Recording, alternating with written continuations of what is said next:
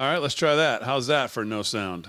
I'll bet you have it now. I hit the old solo button on the hit the old solo button on the board. It would be soloing the wrong track. Yes. You heard the music. I'll bet you hear me now. Let's try that again. Live from Studio 6B. Not the intro I'm used to on a Thursday night. Glad you're in. Some of us, we meet again for the third time today. Did 6B in the morning this morning, which was good. We listened to the hearing on what was going on in Butler, PA.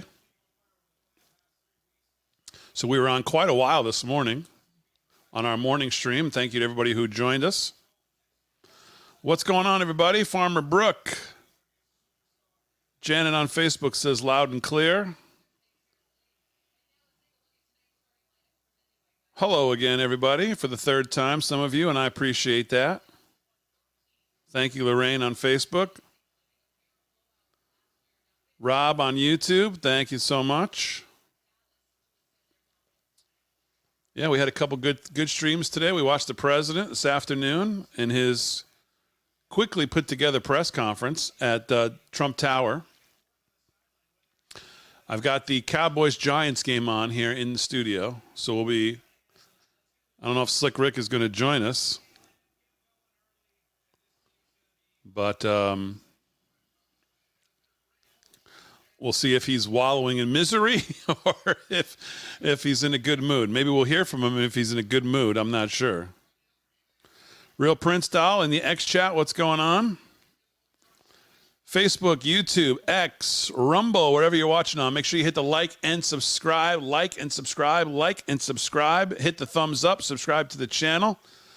I do appreciate it. Ruby Ivy on YouTube. Hello, hello. Randa on Facebook. Hello. Tree Finder on X. Hello, hello. If you're in Florida, we're praying for you. We're glad you still have electricity to be able to watch us tonight. If you are with us from Florida, hope you're staying safe, done what you have to do to stay safe. Listen to the words of the governor. It sounds like he's got crews in line already for loss of power, but this thing is shaping up to be a doozy of a storm as it now hits landfall here tonight. Possible Category 4. So please stay safe out there if you're in Florida, if you're dealing with this. Hopefully you've taken all the precautions. If you shouldn't be hunkered down and you should be leaving, make sure you're doing that. Make sure you follow the direction of your local officials there and try to stay safe as we pray for everybody in the line of this really wicked storm that's going in. So, hello, everybody. Welcome on in. Glad you're joining me tonight. Over 1,000 of you already. Make sure you hit the like and subscribe. Like and subscribe on a Thursday night. I have to be honest. I was thinking, what am I going to do? What am I going to do tonight? I mean, we got some things we could go over. But I was kind of talked out from the day. Spent 2 hours and 45 minutes with a lot of you this morning watching the... Well, I don't know what people thought of that this morning, but...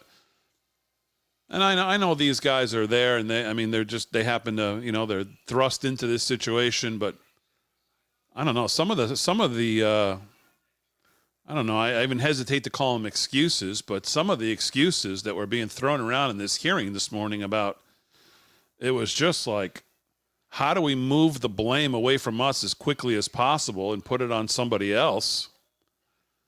And it's like, well, the lead guy's got to talk to the second guy, who's got to talk to the third guy, who has to divide by 3 and then send it up to the sixth guy, who's got to multiply it by 9 and get it to the lead guy.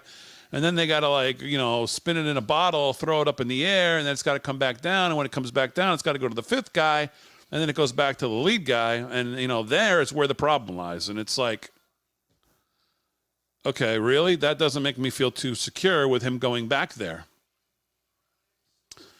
Corey Mills from Florida doesn't even want the former president going back to Butler. It thinks it's a terrible idea. And I mean, how do you argue with him, given what you heard? And again, I know these guys are, but man, oh man, that hearing was just, I don't know what people got out of that, but I got out of it that, man, there should be a whole lot of people getting fired. or being disciplined or something, and it seems like nobody has. We are not on Rav tonight, obviously, as I'm sitting here by myself. I invited all the guys to join us. We'll see if anybody does. So far, nobody. But I am here with you because I love to be with you. But man, that hearing was strange. I don't know what anyone else got out of it, but man, it was strange. But my point being, we are not on Real America's Voice tonight. Steve Gruber is doing a town hall with Robert Kennedy Jr., and that's what's going on. We'll get some of your comments here up on screen as well.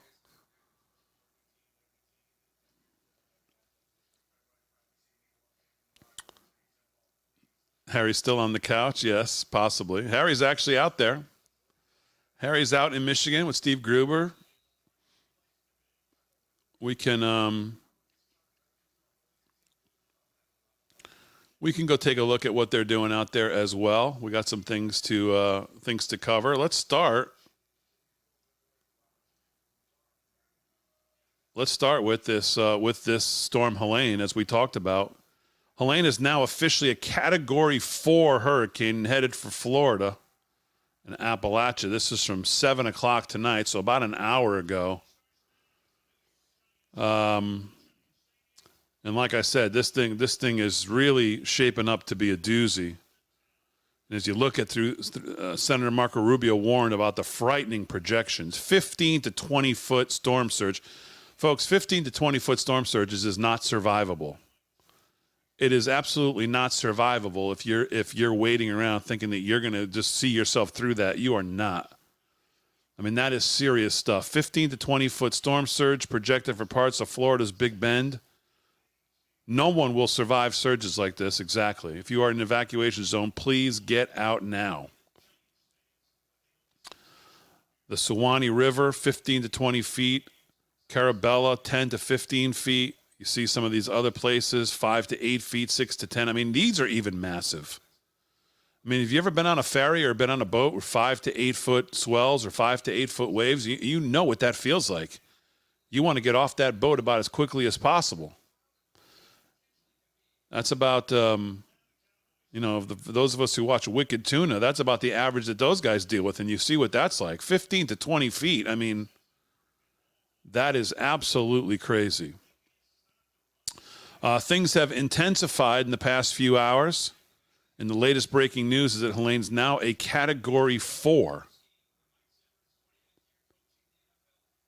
Keeps evacuating air out of its eye to intensify further and pull in even stronger winds. Flight level winds of 156.5 miles an hour, which would likely support 130 mile an hour surface winds and a Category 4 strength. Category 4, 130 mile an hour winds. Very dangerous. So to everybody down in Florida who's not this guy in the Cybertruck, and this is with probably maybe 0 foot waves as with the time this happened. But I don't think even the Cybertruck's going to be dealing with what's coming to parts of Florida. So just make sure you're not taking any chances, because it is really going to be a doozy. It is going to be a doozy. So Moman says, I'm here in Lecanto, Florida. How is it?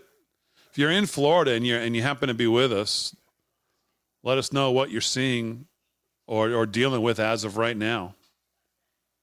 What are you seeing? I mean, obviously, if you're on the Gulf Coast side, Tampa area, it looks like that's where you're going to get the worst of it, into that Tampa area. But if you're in Florida and you're already and you happen to be with us, let me know.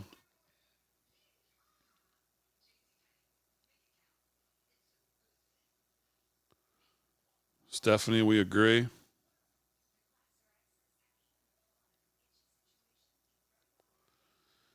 Sharon says, right before we moved to Tampa Bay, they had Elena, I think. Tampa General Hospital is on Davis Island. The generators were on the ground floor. Who thought that was a good idea? Anyway, they evacuated the hospital by school buses. Well, and I think that same area is looking, I think Tampa Airport's been closed down for about 24 hours already in anticipation of this.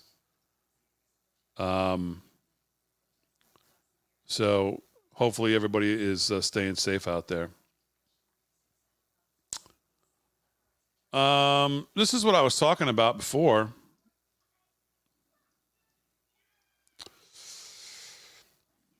Corey Mills says Trump should not go back to Butler. The president has announced that on October 5th, he wants to go back to Butler to finish his speech. And you had Corey Mills on, I believe both of them, Corey Mills and Eli Crane, both who know a lot about this, both served the country, both snipers, said Trump should not go back. Eli Crane said Trump should be beefing up his security with private security because there's still holes in what the Secret Service is doing. And they were both on War Room. I think I saw them with Natalie Winters today. Said that President Trump should not hold a rally in Butler, PA, because of the myriad security concerns with the site. Mr. Trump was nearly assassinated on July 13th at the campaign rally at the Butler Farm Showgrounds. And we know the story here. This was a horrible venue for a rally, and Secret Service should have done everything possible to dissuade the campaign from hosting it there, said Eli Crane, citing alarming threat profiles from multiple buildings that overlook the farm grounds and other areas surrounding the site. Although I appreciate the former president's courage and strong desire to rally his supporters, I strongly suggest that he and his campaign avoid this site on October 5th and in the future, Eli Crane said. In testimony before a House task force investigating the July 13th assassination attempt.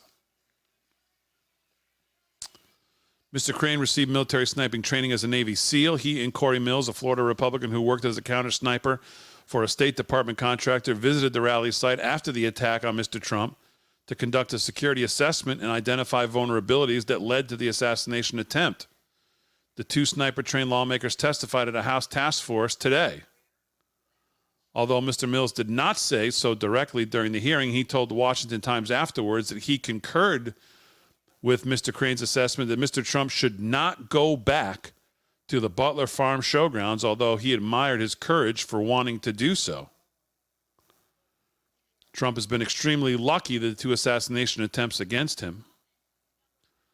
I can tell you from experience that most snipers are trained to take center mass, torso shots, if possible, for the very reason that we saw him miss that headshot on July 13th, Mr. Crane said. So, you know, this is a tough one because obviously we all understand the president wants to go back there. But when you have two highly trained congressmen here who know this, who know the deal, saying, you know, this may not be a great idea, but that's a call that the president really should, I don't know, maybe he should talk to both of them. But I think it's something he really needs to take under consideration. There's a lot of stuff floating out there now that, you know, since Matt Gaetz talked about the 5 teams wanting to take Trump out, there's a lot of stuff floating around there about what the plans could be. Some really wild stuff about targeting his plane with ground to air missiles. I mean, just kind of some really wild stuff. And, Matt Gaetz says, until I said something, when were they going to brief the president on what was out there?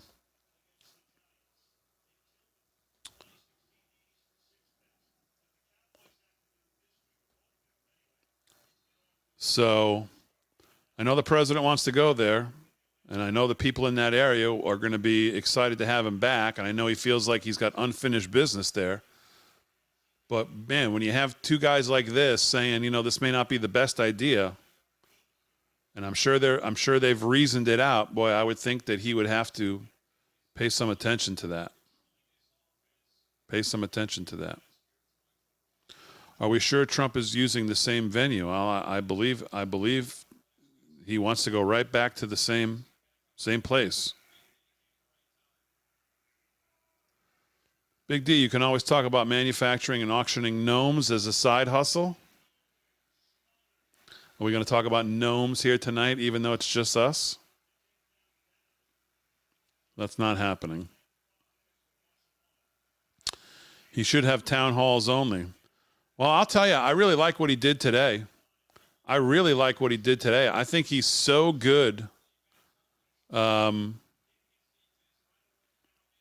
think he's so good in the question and answer with the media, drawing the distinction between why Kamala Harris could never do that, Joe Biden could never do that, will never do that.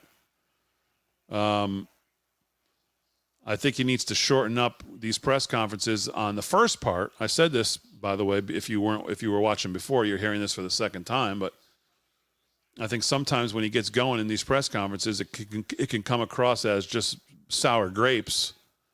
And that's the way, of course, the media wants to phrase it. But he's so good when he gets to the question and answer part. I like to see him keep the opening statements a little more confined to whatever he wants to say, and then get right to question and answer. I mean, he could have taken questions from at least 4 or 5 more reporters today, probably 4 or 5 different subjects, and he can still get in what he wants to get in when he does that. I mean, he's so good in the question and answer. So between town halls, press conferences, keep interacting, keep taking questions. I mean, it's the total opposite of everything that they're doing. So a couple things here I noticed. Mark Levin said, maybe I missed it, but over 40 million Americans are about to be impacted by a Cat 4 massive hurricane. Did Harris or Biden make any public statements this evening? Not press releases, not public statements. Or no press releases, no public statements to the American people about this emergency. I know they spent time with Zelensky and made public statements about Ukraine, but anything about our country at a time like this, I certainly hope so. Maybe I just missed it. Well, I don't know that he missed it. And just as I say that to you, here's this is what I'm talking about. Lara Logan tonight. Urgent. ACC to an informant. I don't know if ACC, if this means, is this supposed to be AOC or ACC to an informant in New Mexico. Trump's plane is the next target for assassination. 9 heat-seeking surface-to-air missiles have been smuggled into the U.S. for this purpose. And there are 3 kill teams already inside the country. Trump has been informed. So have the U.S. intel agencies and other authorities. Money has been transferred to a cartel to push this over the border. These people are cornered and vicious. They will stop at nothing. More to come. And I mean, you know, this starts to get to the point where it's like crazy stuff. 2 independent sources have provided corroborating reporting to our team, stating 9 surface-to-air missiles have entered the U.S. through a New Mexico border point of entry. The intended recipients of these weapons are 3 teams operating within the U.S., whose intent is to target President Trump's airplane. As Doc stated, the appropriate authorities have been notified. I'm posting this in conjunction with Doc Pete Chambers' post since he's gone public with the information. And, you know, I don't know who any of these, I mean, I know obviously Lara Logan, but I don't know who any of these other people are. And I think you got to be extremely careful to get some kind of confirmation on something like this that is so inflammatory. But given the threat level around the president, I'm sure I can't imagine the threats and the schemes and the planning and things like this, whether this is 100% true or not, that are going on right now as we get into the last 30 days of this election, where they absolutely cannot afford to see him win. This is the thing I've been paying a lot of attention to today. We talked about this in the morning, and I'm going to try to do a lot of research on this tomorrow before the show tomorrow night and over the weekend, see where some of these numbers are shaking out. Because we can debate all the polling we want to. Rasmussen has them down today. People are worried. A lot of other places have every state pretty much tied, razor thin. What's going to give in this election turnout? But what we're not talking a lot about is is there a situation where we beat them at their own game in a place where no one is really thinking about, but you're starting to hear little rumblings about maybe what's going on in Virginia. And if you want to have an early night on November 5th, Virginia would be a place that could give you that. If Trump was to win Virginia, for all intents and purposes, this thing would be over. An early night would be a win in Virginia. So, and there's been little things dropped today that people have paid attention to. I've noticed a couple of them. Cernovich says, is early voting in Virginia really leading Republican? Don't cite me cranks and random accounts. What is really going on there? And if you look at some of the replies, and some of these are some of the things I saw today, Republicans seem to be getting a very high early turnout here in Virginia. Appears low propensity Republicans are early voting more than low propensity Democrats. Republican leaning counties are overperforming in early voting as compared to prior years. According to data from Project Virginia, red districts are leading blue districts in mail-in voting. And of course, this is the thing that the Republicans can never really overcome. It's always early voting is usually a huge advantage to the Democrats, to the left. And then election day is always an advantage to Republicans if the turnout is high, but it's never seemingly enough to overcome. But Virginia early voting plus mail-in voting, see the chart here.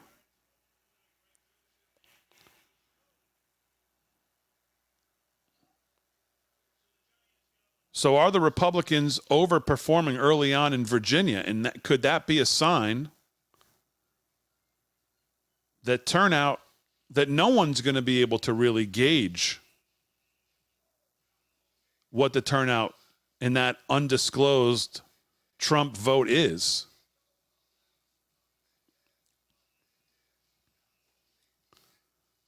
Mark Cuban has completely lost it, by the way. Completely lost it. I also posted this today, and I know it's Fox News, but as we went through the polling, Gallego's now up 13% in the Fox News poll over Kari Lake. Well, what is going on in Arizona? Is there anybody in Arizona in the chat? I know Charlie Kirk has a good feel on Arizona. He's there.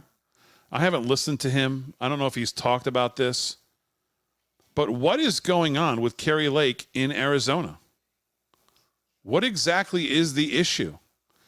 Has she just worn out her welcome there? Do people just not see her? What is going on in Arizona that she is getting clobbered like she is? Absolutely clobbered, if you believe the polling. Interested to see if people are out there.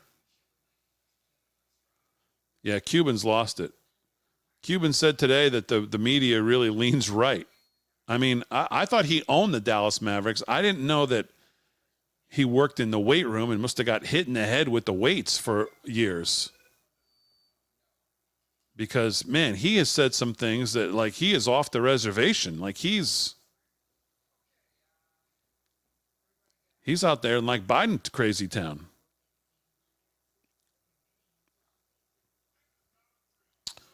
It's BS, Damon. Farmer Brook, I don't know what you're referring to. If you're referring to the story about the targeting of Trump's plane, let's hope. Let's hope. I mean, you know, I don't know Lara Logan that well. I mean, she doesn't seem like a conspiracy theorist or somebody who would run with something so crazy. Oh, you're in Arizona, you're talking about. Oh, okay. I'm in Arizona and it's BS. I don't believe it at all. Oh, you don't believe what? That she's actually down 13 or down even 5 or 6 or down at all? Or you don't buy that people don't like her there? What don't you buy? I mean, it's hard to believe that every single poll is wrong. She's not even tied in one that I've tracked on Real Clear Politics, and they cover pretty much every single one. There's not even one she's tied in. So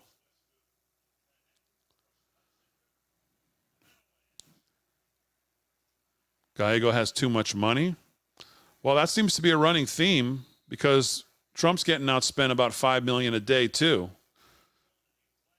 She says, ain't no way Gallego's ahead. I don't believe it for a minute. Okay.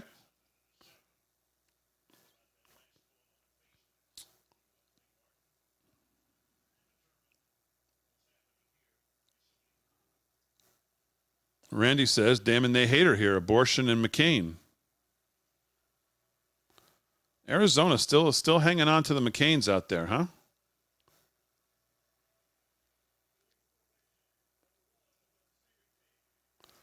Arizona keeps playing Kerry Lake attack ads.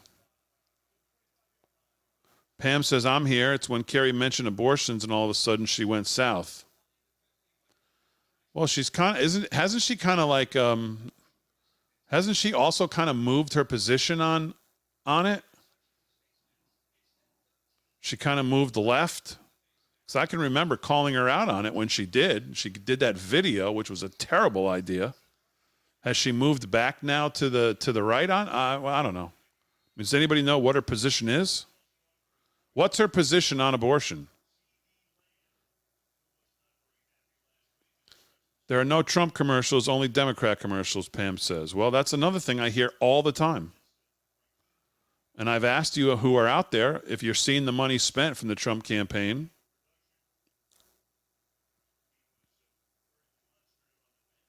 Kerry was too loud, too quick.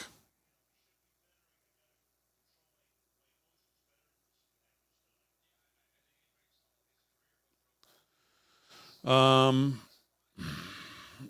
I just saw a David Lacrosse with a $10 super chat. First of all, thank you very much. Great way to support the show is to super chat. I'm afraid that mail-in ballots are going to be gone through and discarded if they're Republican vote. Well, I mean, I don't know where specifically you're talking about, David, if you're talking about in Arizona or where you're talking about, but you know, this is where you have to rely on the RNC, and you have to rely that they're going to have people out there. They're going to have people out there watching what's going on. I saw in North Carolina today, they've really done it seems like a pretty decent job of cleaning up the voter rolls. I think they removed, forgot what the number was, about 100,000. Maybe it was even more than that. Off the voter rolls from people who hadn't voted or died or. So you have to hope that these things are happening in all states, that they're on top of it. Daniel Flores says, Damon, the outlets are putting ads out for conservatives. The outlets are not putting out ads for conservatives. Okay, I had to read that again. Patricia says, I find Kerry unappealing.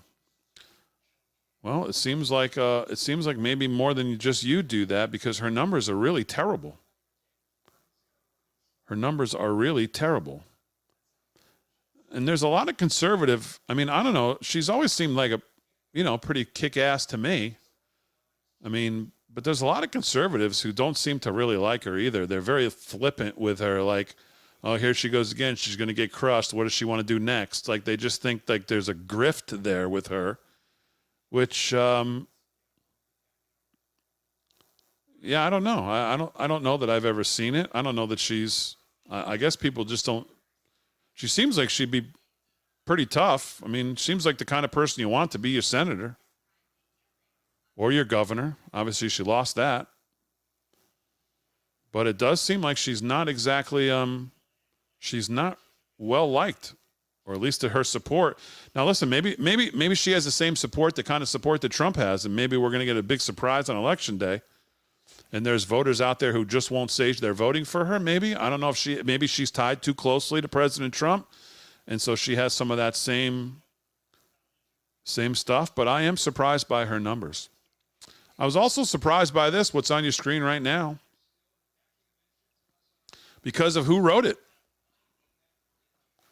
and that's Jonathan Turley, who doesn't seem, I don't know, Jonathan Turley seems like a kind of straight letter of the law guy, but he says Eric Adams' corruption case is less than meets the eye. Less all the king's men, more all the king's upgrades. And, I know there was one, who was it? There was one conservative voice today who said all of us who are saying that the Eric Adams thing, like we're, not that we're defending him, but that we're making it out that, let's see, I think it was Eric Erickson. He said, let me find it.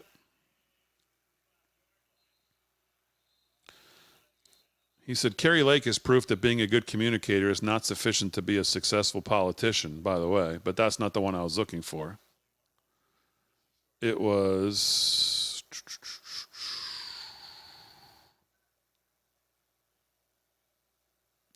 man, this guy tweets a lot. I can't even find it. He said something to the fact that those of us who are talking about, those who claim that Eric Adams was indicted because he spoke out about illegal immigration look pretty stupid right now. Not only that, but they're useful idiots of the left who have gotten distracted, which hopefully ignores the growing pattern of Democrats taking money from foreign governments to advance those governments' agendas. Don't look there. Blame immigration, suckers.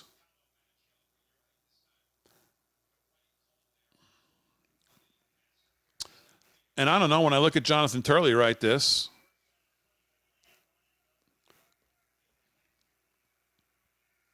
seems like a lot of people looked at this and thought, this is it? Basically, instead of using his Sky Miles, they're charging him with basically upgrading his seats and upgrading his flights. As we were watching, someone saw Harry on the highway. We should pull that up, by the way. Let's see what's going on with that. As we were watching that this morning,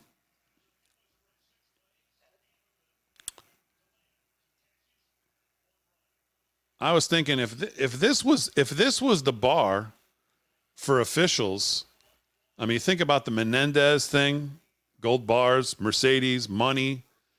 And you think about the Pelosi's and the stock trading and the insider trading and everything else. You think about if what they talked about with Eric Adams today, and I'm certainly no fan of Eric Adams. I'm making excuses for him. But if that's the bar, I mean, how many politicians have taken or done worse than what they described Eric Adams did today over 12 years ago or whatever? I would think that would be a pretty low bar to maybe be looking at other politicians.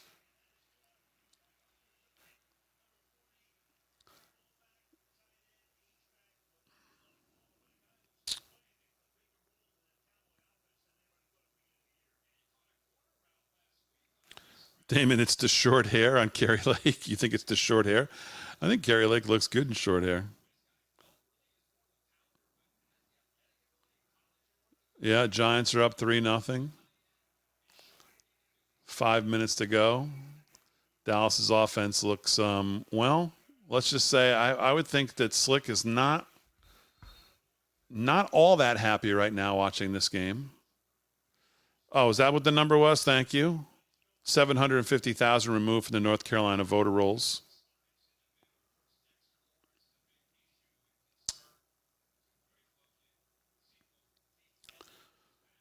Steve Gruber reported on his show this morning that he got a primary mail-in ballot instead of a November election ballot. Well, speaking of Steve Gruber, let's go over here. Let's listen to a little bit of what they're doing. It's crushing the social safety net. Absolutely true. Oh, it's not good for anybody. And, you know, my father's one of his closest political associate and personal friend was Cesar Chavez. Cesar Chavez was the first person my father told that he was going to run for president. He helped my father win the election in California in 1968, the day he died. I worked very closely with Cesar Chavez in 1980 to win for my Uncle Teddy, the Arizona primary. We wouldn't have won that without Cesar. And then for the last 10 years of his life, and I was a pallbearer in his funeral, the last 10 years of his life, I worked very close to him. He had two issues that he was concerned with. One that I worked with him on, which was pesticides.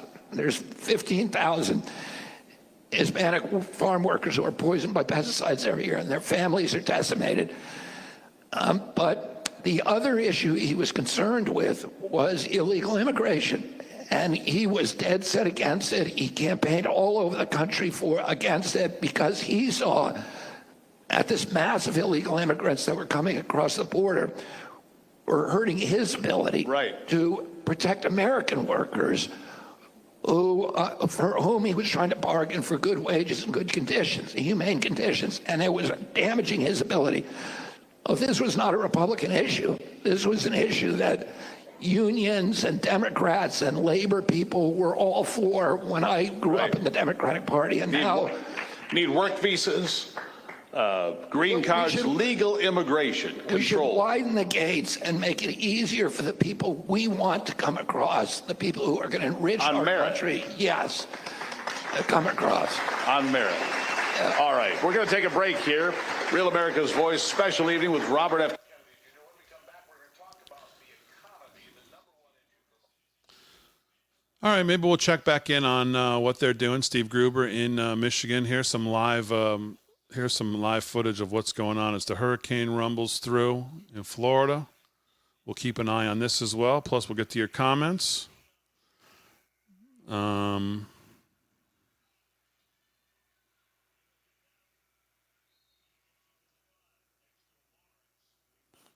Yeah, it does sound like it hurts him when he has to talk, but I mean, I think that's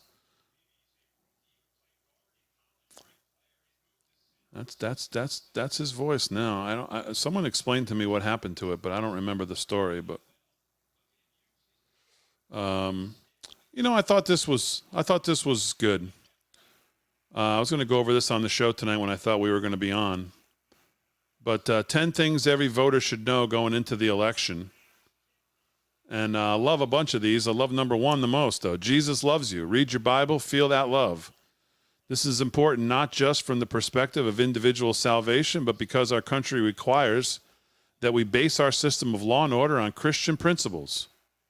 It's how our country was designed to be. Amen to that. We need more of that in every facet of our country, or for our young kids, our school systems, public schools, colleges, private schools. We have gotten so far away in some respects from how the country was founded and the ideals it was founded on. So I absolutely love that one, number 1. Number 2, when you think about going into the voting booth, you should remember how much you're paying for gas and groceries that week.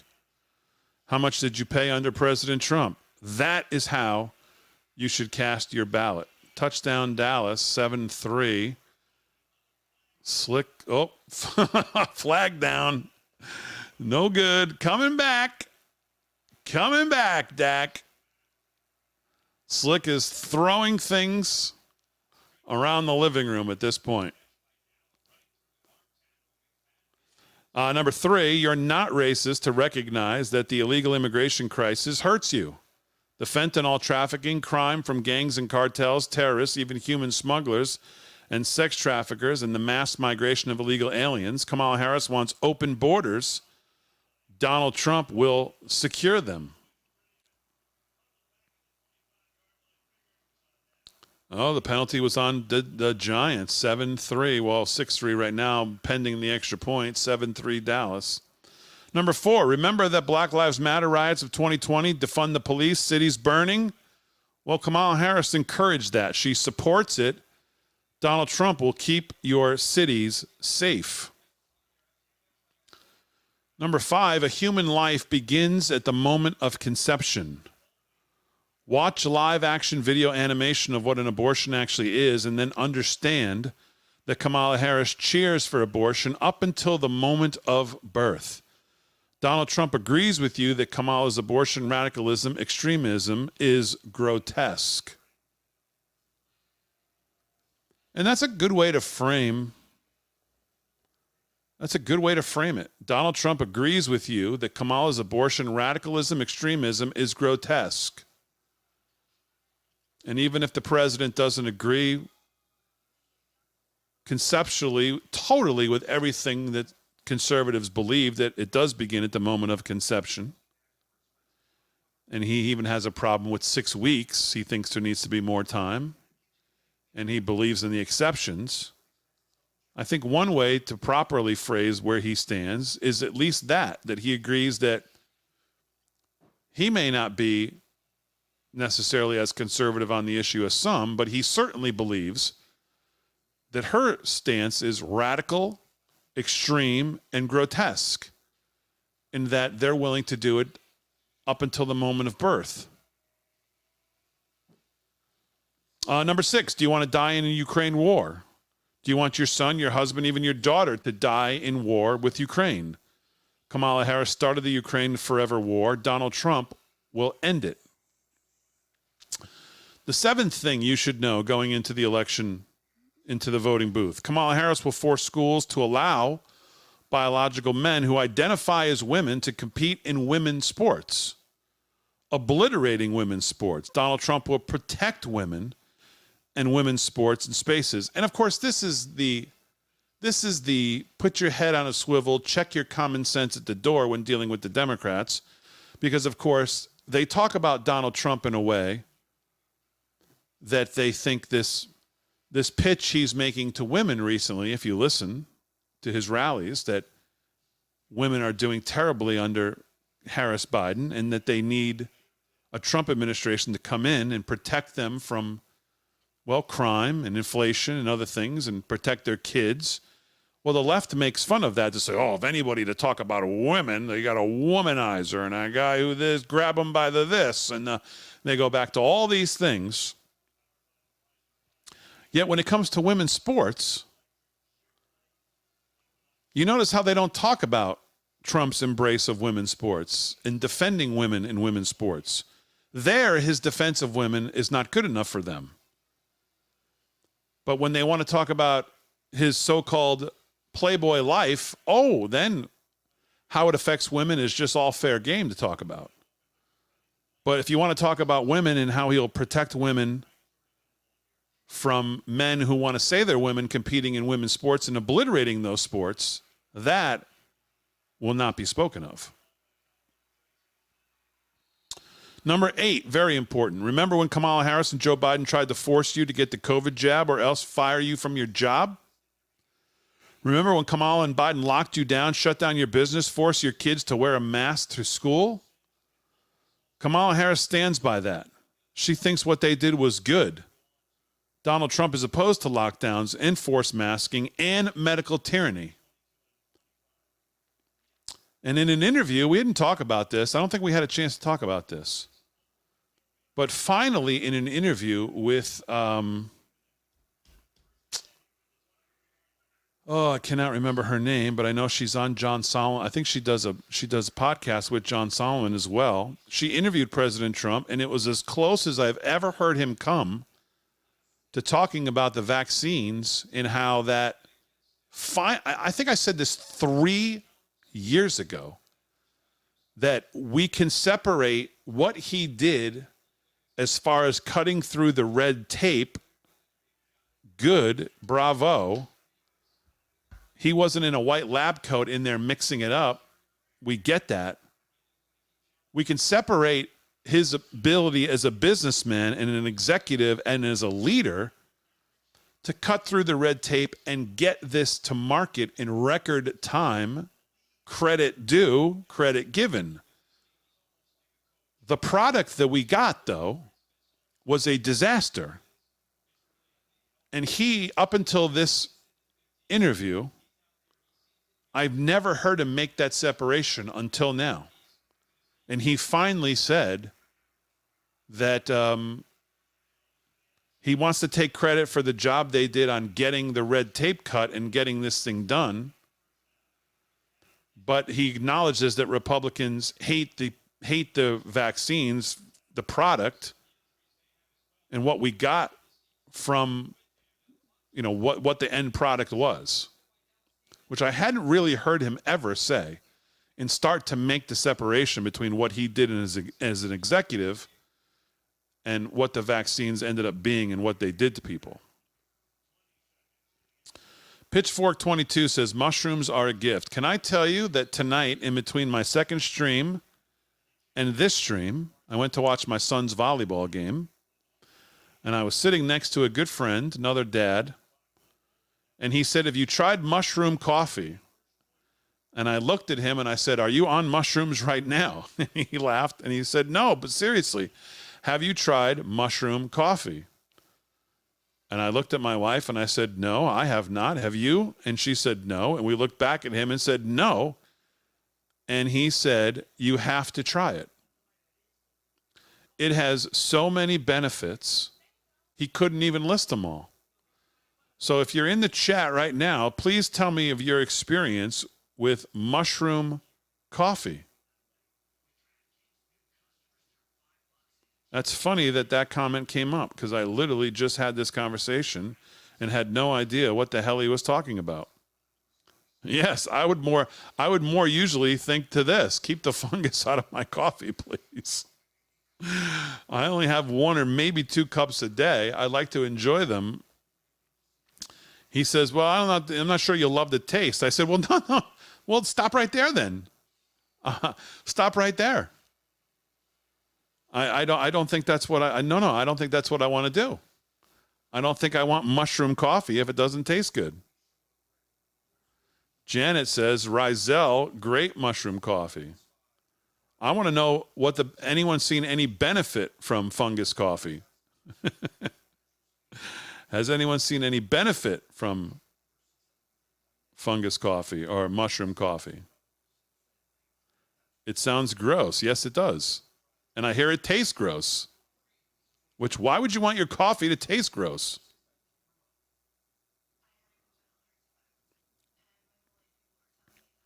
You can't make coffee from mushrooms. Where did you get mushroom coffee? Well, I didn't get it, and I'm not going to get it, but he was swearing by it. Well, that's unfortunate. Lynn said mushroom coffee is horrible, and that's when I found out I was allergic to mushrooms. That's a double whacker. Yeah, this coffee sucks, and by the way, I'm breaking out. No good. NG. NG.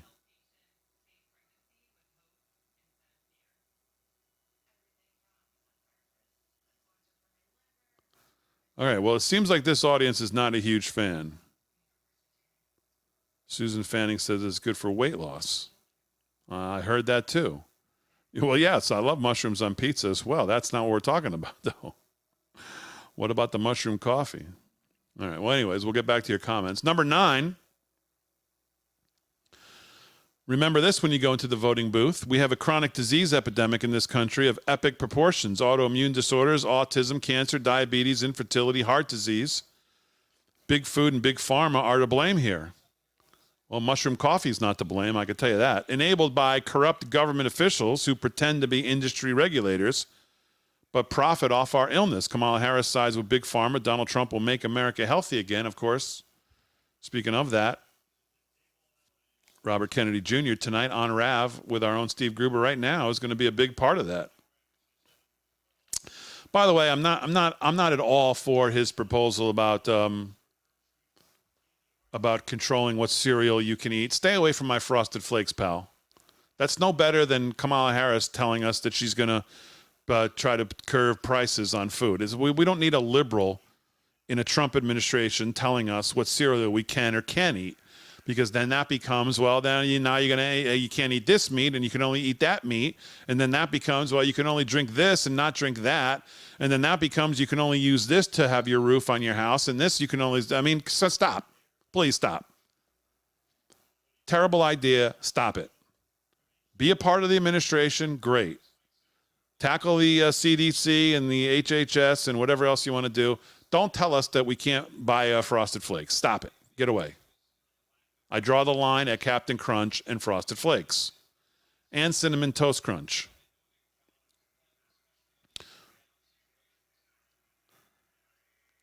Number 10, number 10 of the things you should remember when you go into the voting booth on November 5th, nothing that the media tells you about Donald Trump is true. All 5 legal cases against him are bogus. They're entirely politically motivated. The rhetoric the left and the media have deployed against Donald Trump for the past 9 years, that's all false. We already know what Trump will be as president because he's already was president. He presided over the lowest unemployment rate for women, for black people, for Hispanic people, for disabled people, for veterans in our nation's history. Our economy was booming. People's lives were affordable. America was respected around the world. I thought that was great. I really like that piece a lot. 10 things every American should remember as they head into the voting booth.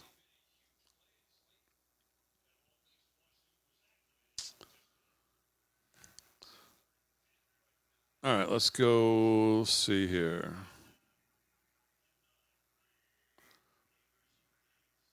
All right, we're still speaking about mushrooms. Yes, Cocoa Puffs. Get away from my Cocoa Puffs. Exactly.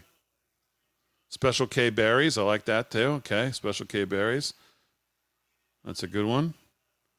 Honey Nut Cheerios. Okay, well, he would probably allow Honey Nut Cheerios, although maybe not. I don't know. Maybe he wants us to all eat grass in the morning.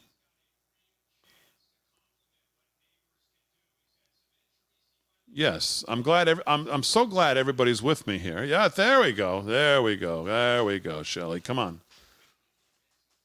Now, see, I've heard oatmeal has no actual benefits for you. I know people think that it's good for you, but I heard that it's not. Well, not that it's not bad for you, but it's not some big benefit in the morning that you think it is. There's a new updated tweet from Lara Logan. Okay.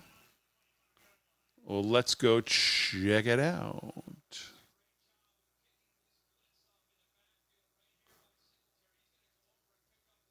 And while we do that, we'll take a look at the live cam of Florida.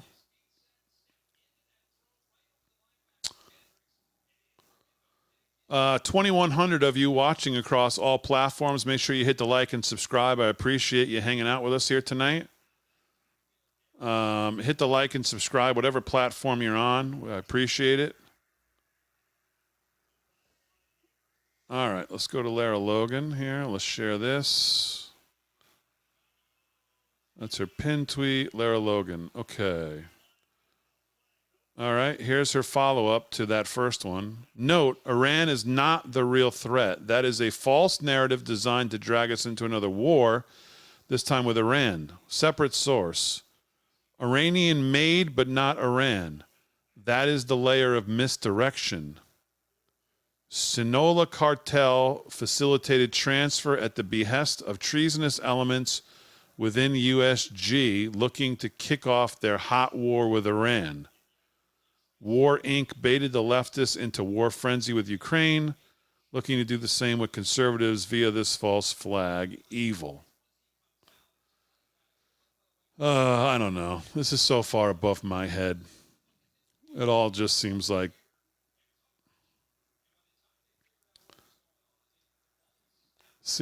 I don't know.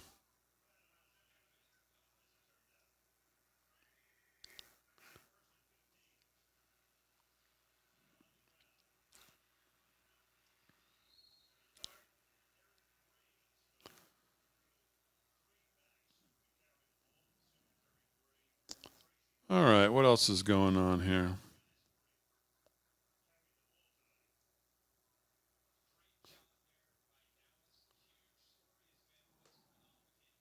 John says Fruity Pebbles, good call. Trash man in with the Frosted Flakes. There you go. Sue says she hasn't had cereal in years. I'm sorry to hear that. Sugar Smacks is an all-time. That's an all-time favorite. Glenn says grape nuts gives me great gas. Okay, TMI.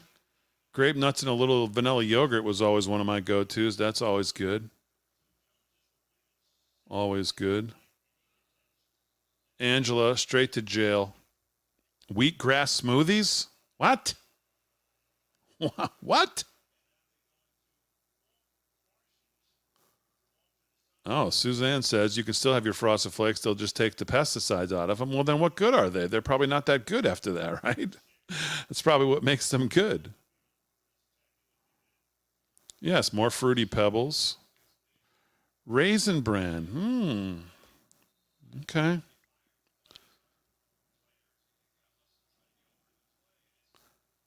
Corn Pops. Not a huge fan. Definitely not a huge fan of frosted shredded wheat. Captain Crunch, big fan. Ask my cousins on that one. David Lacrosse, $4.99, $5 super chat. Thank you very much. If you're voting for Trump, you need to vote for all down ballot candidates. If you don't, it's a partial vote for the left, and you are truly not MAGA. Okay, well, I agree that we want to vote down ballot for sure because, again, you know, we want to try to hold the House, take the Senate. We want, obviously, to take all. I mean, listen, as I've said, I don't know what's going to end up being if we're going to get all three. We're going to get one of three, two of three. There's no. President Trump will come in, whatever the House and the Senate situation is. No one's going to fix the destruction of the last 4 years in 4 years. This election is about stopping what's yet to come, not necessarily what's been done. Yes, we want to do that too. The issue with this election is what will happen if, God forbid, they took the trifecta. This country would cease to exist. You'd have a Supreme Court that we wouldn't recognize. You'd have 2 extra states. You'd have 2 extra senators. You would have forever control of the elections by the Democrat Party. They would control the elections. They would control the courts. They would control the universities. They would control the language. They would control the schools. They will control all of the tentacles of this behemoth government. And it would pretty much be at that point forever. So this election is not as much of trying to fix what's happened in the last 4 years, although I don't think one person can do that. I think you're going to need 8, if not 12 years to fix what's happened and to also prevent and set up, I don't want to call it a structure, but set up guardrails so this country cannot be overtaken by a party that continually moves farther and farther left and continually hates the country more and more.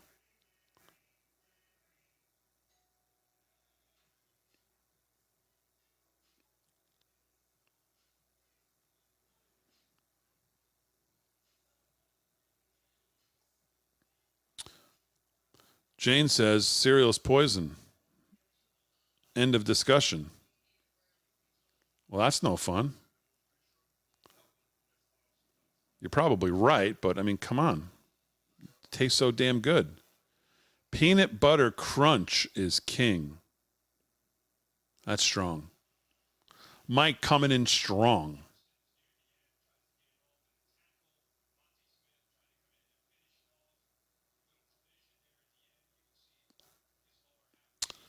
All right, let's see what else is going on here.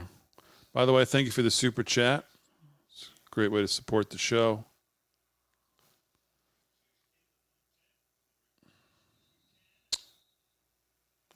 You want to listen to a little more RFK? We could do that. You know, organic agriculture. absolutely subverted and undermined our democracy. It's toxic chemicals in our food, in our medicine, in our environment. Pesticides, food additives, pharmaceutical drugs, and toxic waste permeate every cell of our bodies. The assault on our children's cells and hormones is unrelenting. Skeptical of the CIA, the FBI. The CIA had a program called Operation Mockingbird, where they had at least 400 members, leading members of the United States Press Corps, and the New York Times, the Washington Post, the ABC, CBS, NBC, etc., who were secretly working for the agency and steering news coverage to support CIA priorities. The war machine. Tiny Ukraine is a proxy in a geopolitical struggle, but the war is Russia's predictable response to the reckless neocon project of extending NATO to encircle Russia, a hostile act. The credulous media rarely explain to Americans that we unilaterally walked away from 2 intermediate nuclear weapons treaties with Russia.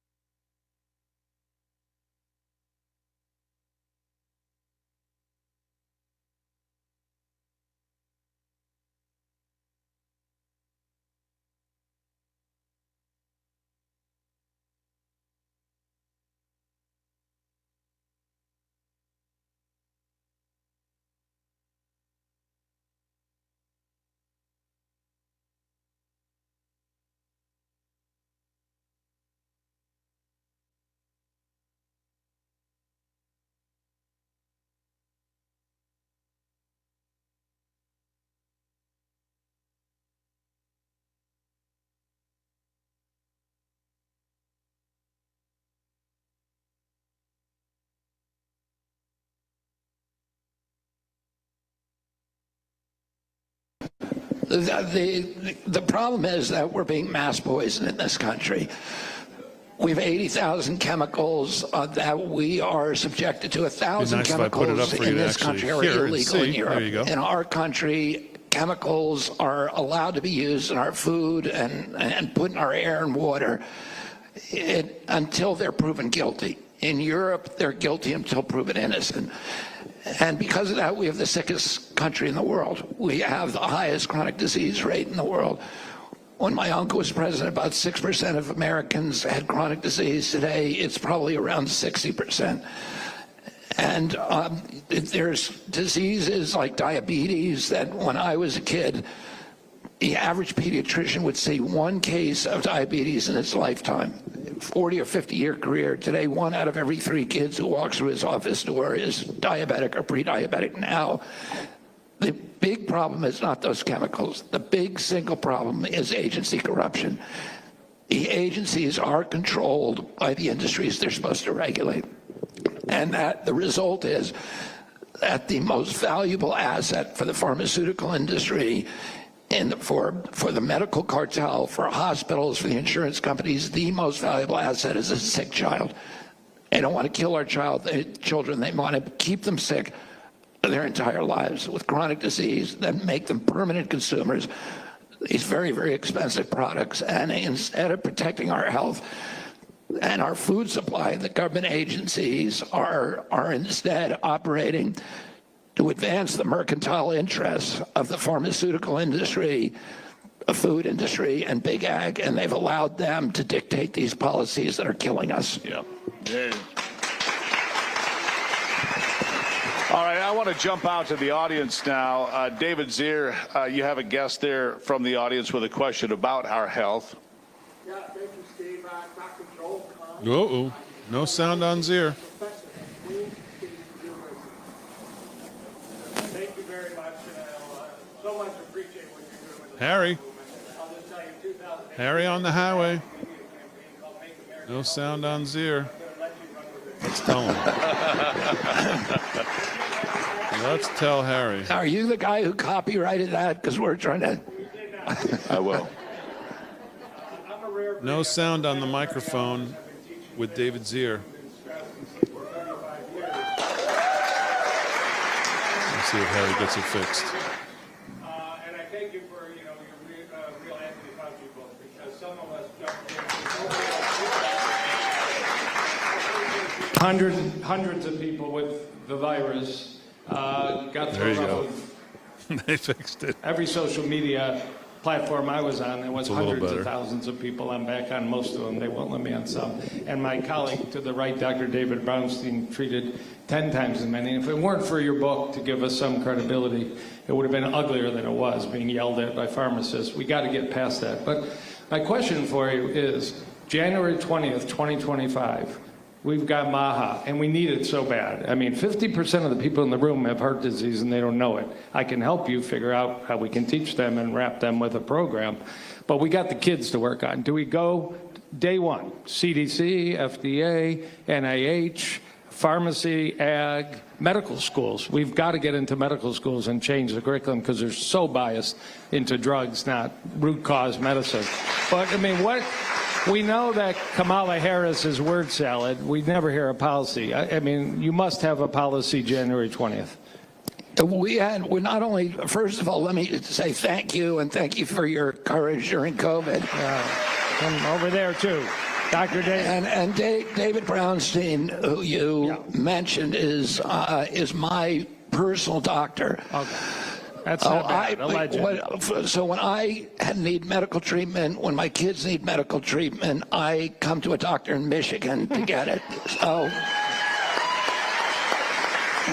and Dr. David Brownstein treated thousands of patients and didn't lose a single patient during COVID because he was actually treating them to heal them. And doctors like him all over the country were being penalized, marginalized, vilified, demonized, delicensed for doing the things that he was doing. And, I want to thank him. I want to thank you for your courage for standing up, because most doctors will not do that. And the reason for that,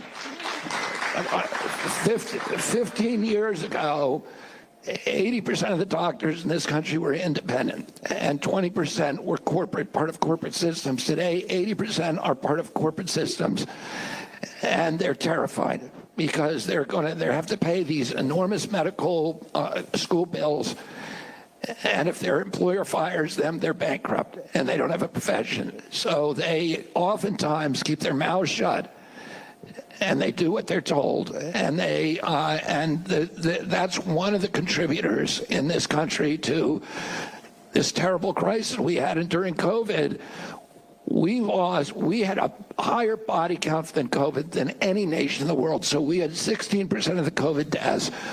We only have 4.2% of the world's population. Whatever we were doing was the worst of any nation on earth by far. And CDC says, well, it's not our fault that so many people died in this country. It's the fault of Americans because they're so sick. This is a weird explanation. Yeah. And they said, CDC said that no healthy American died of COVID. The average American who died from COVID had 3.8 chronic diseases. And the reason we had the worst record in the world is because we have the highest chronic disease burden on earth. Yeah, you look at a graduation picture from 1960. Yeah. It's a different species. We are a different group of human beings. The obesity, the hypertension, the cancers, the diabetes, as you mentioned. I've heard rumor that you would like to be involved in an agency that would oversee vaccination damage. We saw that during COVID, of course. We saw a lot of vaccination injuries. And I want to clear something up. Before I get to that, I want to clear something up.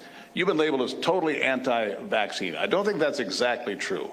But I want to talk to you about what vaccines do you think are valuable and which ones do you think should not be that are just enriching big pharma? Yeah, I mean, I've said for 20 years that I'm not anti-vaccine. I've never been anti-vaccine. What I've said is we should have the same kind of rigorous testing for vaccines as we have for other medications, and that if somebody, all medications make some smaller subset of people sick.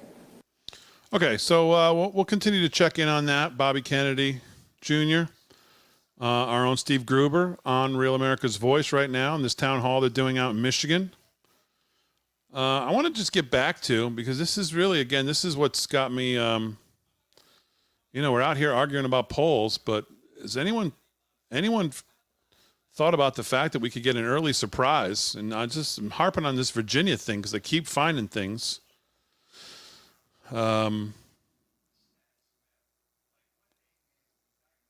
It's time for the Dems to panic. Day-by-day returns, early voting and vote by mail combined, get worse for the Dems in Virginia.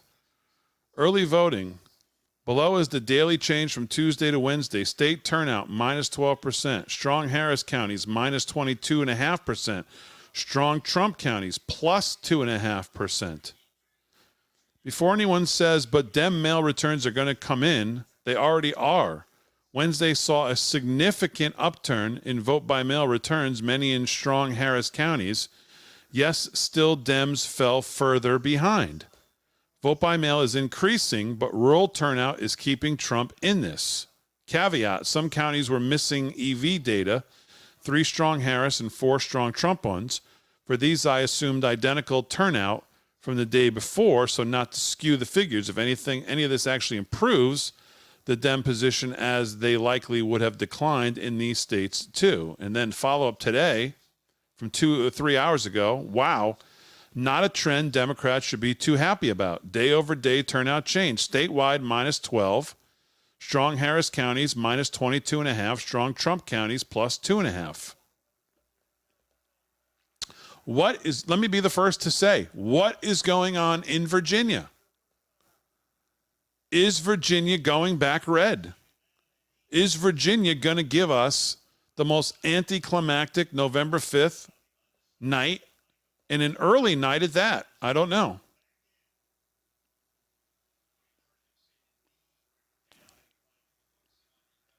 But I'm going to keep on this Virginia thing.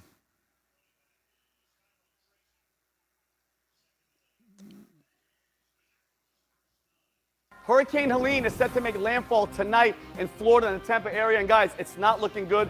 105-mile-per-hour winds. And look at the name of the hurricane, Helene.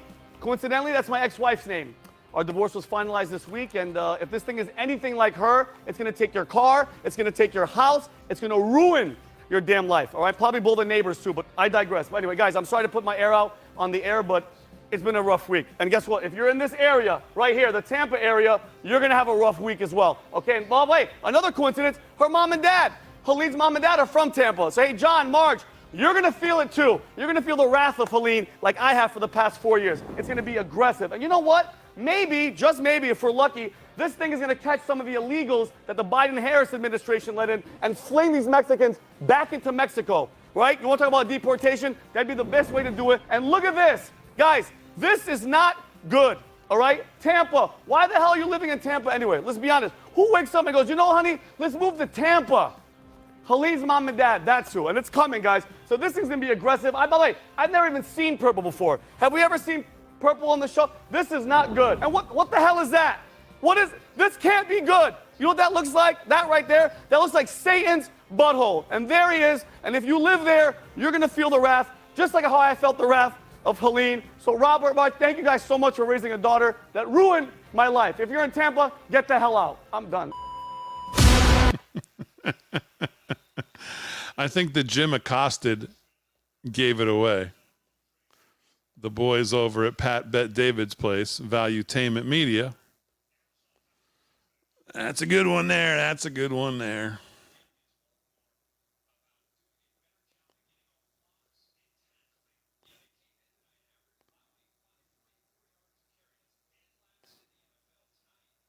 I mean, this is what drives you crazy if you spend enough time on social media.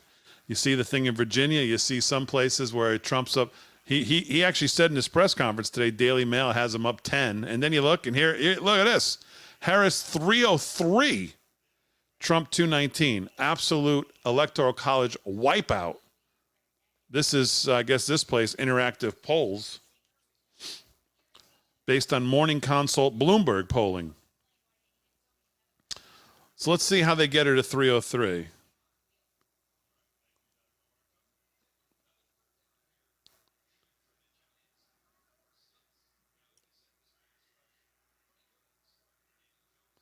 So they have Nevada, Arizona, leaning, and then I guess eventually going to her, New Mexico, Colorado, California, Oregon, Washington, Minnesota, Illinois. They give her Wisconsin. They give her Michigan. They give her so they give her the whole entire, they give her basically everything. North Carolina, Pennsylvania. Yeah. I think Bloomberg and Interactive or Morning Consult is smoking the mushrooms, not putting them in their coffee.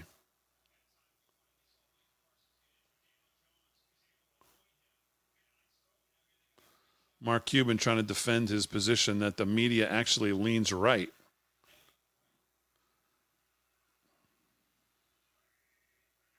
I taught constitutional law for years. Constitutional law. That's a lie. You did not teach constitutional law for years. I taught constitutional law for years. Constitutional law. Never was the Second Amendment meant to be absolute. Back when it was passed, you could not own a cannon. No, I'm not joking. People are like,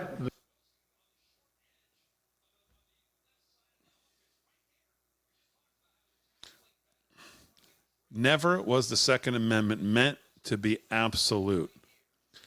Have dumber words ever been spoken by a human? What in that blue hell does that mean? Never was the Second Amendment meant to be absolute. the liberty of Americans is water with the blood of patriots. Like hell. I'm serious. That's not even the quote. Oh my God, this guy. Can we hope that Donald Trump wins, but still think he sucks at choosing political candidates? Oh, this is what we're talking about in Kerry Lake. All right, our friends over at Weather Nation. Man, oh man, you get an idea here.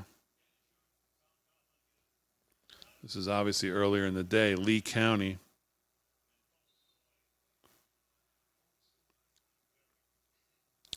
And that's not even close to 15 to 20. Not even close.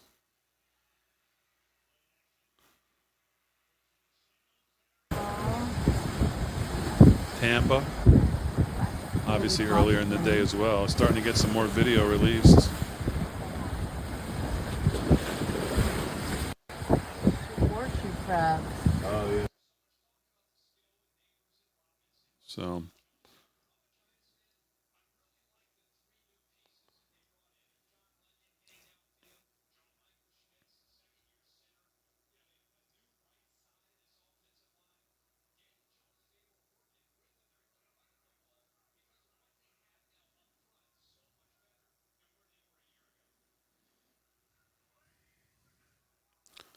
yeah, Biden has mushroom brains, exactly.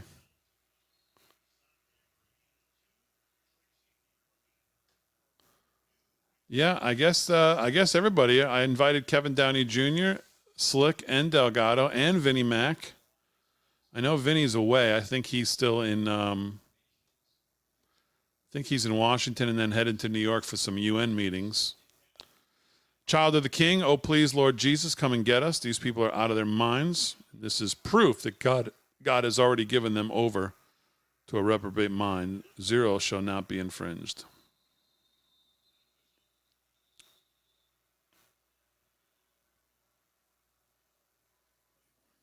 Shall not be infringed. You know, that's not absolute, folks.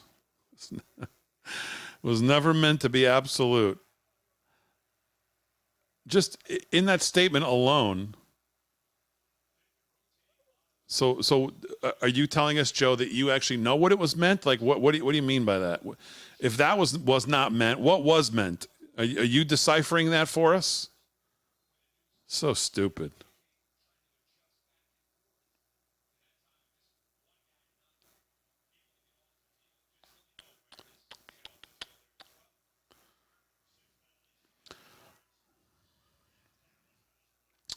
Well, Slick's got to be happy. 14-6 Dallas here. 3 minutes left in the first half.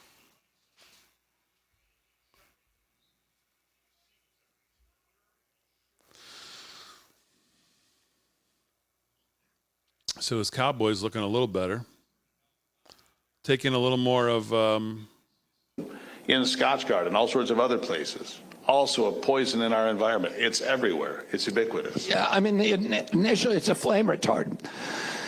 And the initial use was in Teflon pans, which if you have them, go home and throw them out and get a regular pan because you're poisoning yourself. But PFOAs and PFASs, and I was on the trial team for the major litigation. I'm litigating right now. I'm representing hundreds of water districts around the country in litigation against the manufacturers, including 3M, DuPont. I've won a number of these cases, and we're now negotiating settlements to clean it out of the water. It's a huge problem in this country. But it's not just PFOAs, it's the pesticides. We have atrazine which is the second highest used pesticide in 63% of our water supply, including here in Michigan. Atrazine is not only carcinogenic, but it's a neurotoxin, a very potent endocrine disruptor. There you which go, means Danny it developed, Dimes. it Interception. is Dallas runs it all the way back to sexual flag development problems. And I'll give you just one of the studies. There's an African-American, very famous, brilliant African-American scientist named Tyler Hayes at UC Berkeley.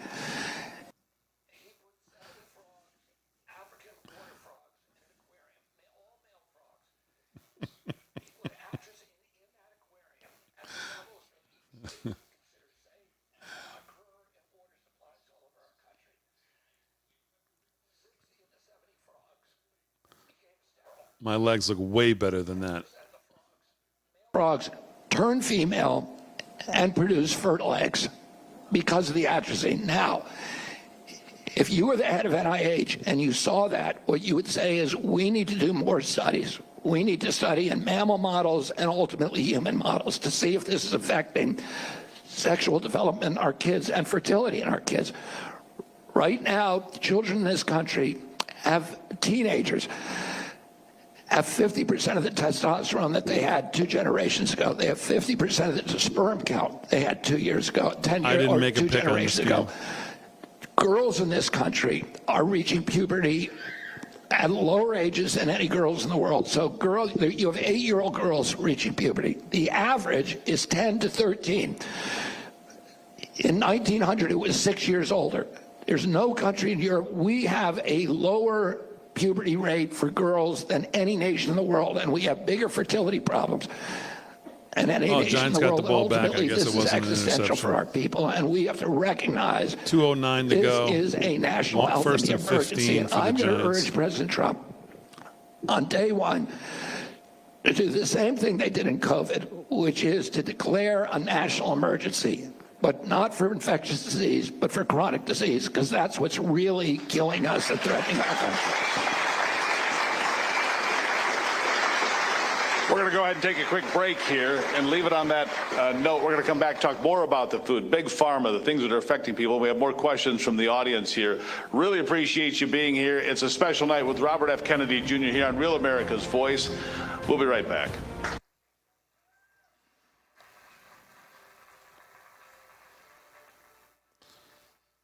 An evening with RFK Jr. on RAV. We'll go back to that. Listen to a little more. We got the live cams up of what's going on with this hurricane. Well, top right, Perry, Florida looks pretty calm right now. I don't know where that is. I mean, honestly, none of them of these cameras look too terrible right now. We'll see if we can find something else here.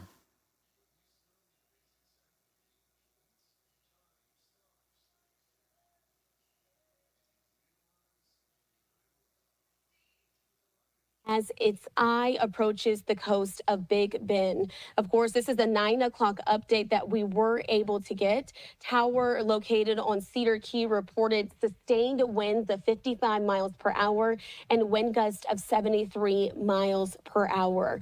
A NOAA tide gauge there at Clearwater Beach reported water levels of over 5 feet. That's taller than a lot of folks out there. Certainly children and pets cannot stand or sustain those water levels of 5 feet at that point. So keeping a close eye on all of this here on Live Now from Fox, giving the latest update. We want to turn our attention back to Tampa in just a moment, because we do know that that is one of the areas that is being hit and affected by the storm at this point. Taking another look there in Tampa, we also had that update that one person has died from the storm as well. That was an update from Florida Highway Patrol. We're working to give you the latest here on Live Now from Fox. It was a highway sign that fell on the car, killing the driver at Malfunction Junction.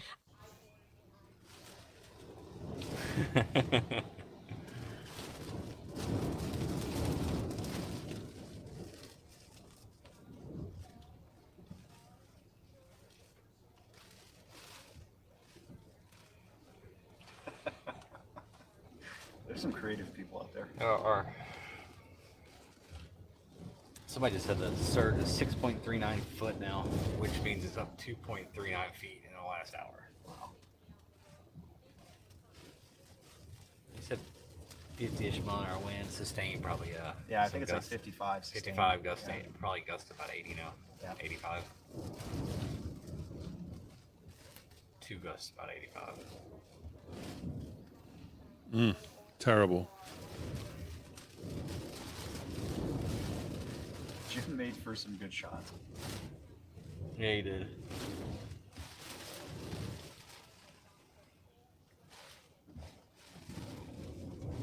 Okay. With more of these squall-like storms that are more organized and continue to push onshore throughout the rest of tonight. Current wind gusts in the neighborhood of 50 to 60 miles per hour still. They are trending downward, still angled out of the southwest and south. That is contributing to that storm surge. We're going to watch the angle of the winds moving forward as well to see how high up the storm surge could get for the next few hours as we get closer and closer to some of those high tide times. In the meantime, I'm going to send it back to you two. Thanks, Nash. You know, our first responders are out there trying to keep people safe. Just trying to find you some different footage of what's going on, some live cams of what's going on down there. I mean, some of them make it look like so far it's pretty, but boy, look at this one. This gives you an idea of what's going on.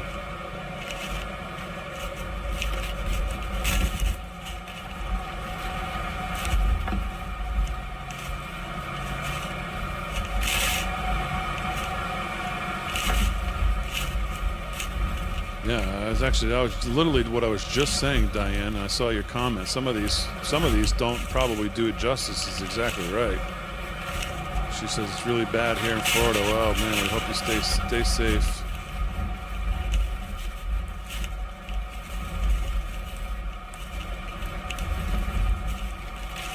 Yeah, exactly.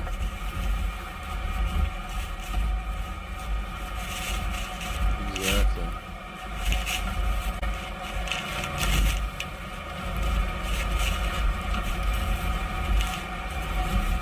Well, wherever you're watching, hit the like and subscribe. We appreciate it. Whatever platform you're watching on. Listen to a little more of this. Michigan Civil Rights Commissioner, and wants to address food in the impoverished communities, right? Yes. Thank you. Thank you so much for having me. Mr. Kennedy, there is such a racial disparity amongst chronic diseases, in the Black community especially. The infant mortality rate for a Black community is like a third world country. Diabetes, cancers, HIV, and the like, high blood pressure, you name it. There's such a racial disparity there. And I was wondering, what will be the approach for you partnering with Mr. Trump on addressing the impoverished community and especially minority community that are dying at a significantly higher rate? Yeah. Oh, thank you for that question. It's a very important question, and maternal mortality rates against among Black women is double white women, and it is it's regardless of social economic status. A college-educated Black woman is more likely to die in childbirth than a white woman without a college education. Now, why is this happening? Some of it's happening because the local hospitals in black communities were all closed by this corporate takeover beginning around 2008. The biggest reason, though, is because black Americans have a much higher rate of all chronic diseases, and that's one of the reasons that black Americans died at the second highest rate after American Indians in this country during COVID. The death rate among black Americans in this country was 3,000 per million population. The death rate in countries like Haiti was 14 per million population. Same in Nigeria. We were told at the beginning by Bill Gates, by Tony Fauci, that people in Haiti and Nigeria were going to get wiped out. They didn't. They had a 1% vaccination rate, so they didn't get vaccinated, but they had 1/200th the death rate that we had here. Why is that? Because of food poisoning, and it is systematic. And here's how: 70%, $80 billion we give on the SNAP program, food stamps every year. 70% of that is for processed food. 10% is for sugar drinks, which is pure poison. This is one of the causes of the diabetes epidemic. We are systematically, 70% of the school lunch programs are processed food, and these are poisoning people. And blacks in this country live in food deserts. I've worked for 40 years in Bedford-Stuyvesant, New York, which is one of the poorest communities in New York. When I started working there, the nearest grocery store was 75 blocks and 3 bus route changes. So if you wanted food, you had to go to the local, bodega, and it's all packaged foods. If you, what I tell people, never eat it if it comes in a package. It's poison, and we are systematically poisoning them. We're going to change that. We're going to make it so that school lunches are healthy lunches, that they're vegetables, they're meats, and they're good food and no sugar. The FDA today recommends sugar for 2-year-olds. This is criminal. Yes. And yes. Yes. Thank you. Why is that? Why do we allow people in America to consume things that so many other countries have banned? Europe, the South Pacific have banned so many chemicals, and yet you get a box of cereal or whatever it might be, prepackaged. It's got a list of things that nobody can describe or pronounce. Why do we allow that?